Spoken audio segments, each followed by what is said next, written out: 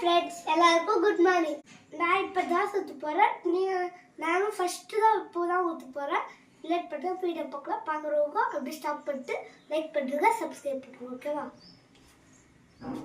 First dosa மாவு நல்லா கலக்கிக்கோங்க. அப்புறம் ஒரு கரண்டி எடுத்துக்குது இதில் ஊற்றுடும்.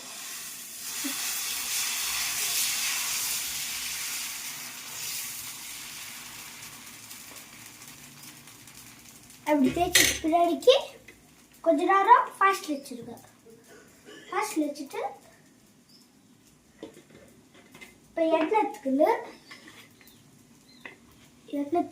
அது மேலே கொஞ்சம் லைட்டாக இப்படி போட்டு சைடில் எல்லாம் கொஞ்சம் சைடில் அப்படி அதனால இப்படி கொஞ்சம் தேய்க்கும். அப்புறம் கொஞ்ச நேரம் ஒரு 2 மினிட்ஸ் அப்புறம் பார்த்தீங்கன்னா இது நல்லா ரோஸ்ட் ஆகிட்டுக்கும். இப்போ இங்கே பார்த்தீங்கன்னா இங்கே ப்ரௌனாக ஆகிட்டுக்கும். எல்லாத்துலையும் ஆகிட்டுக்கும். அப்புறம் இப்படி கொஞ்சம் அப்படியே நல்லா நைஸாக அப்படியே சிம் பண்ணி அப்படியே இப்படி அப்படியே எடுத்து அப்படியே ஒரே விட்டு திருப்பி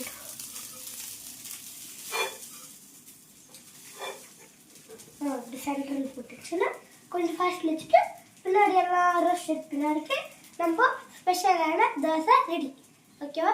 இதுக்கு என்ன போடுறதுன்னா பருப்பு சாம்பார் தோசை சூப்பராக இருக்குல்ல. ரெட்டி பருப்பு சாம்பார் நெய் போட்டு சாப்பிட்டா எப்படி இருக்கும்? சூப்பராக இருக்கும். இப்போ நான் பருப்பு குழம்பு தோசை சாப்பிட போகிறேன். நீங்களும் உங்களை வீட்டில் 6 மணிக்கு வச்சுக்கணும். பின்னா ரெடி ஆகிட்டு 7 மணிக்குள்ளே ரெடி ஆகிட்டு எல்லாம் க்ளீன் பண்ணுறது இதெல்லாம் சோறு.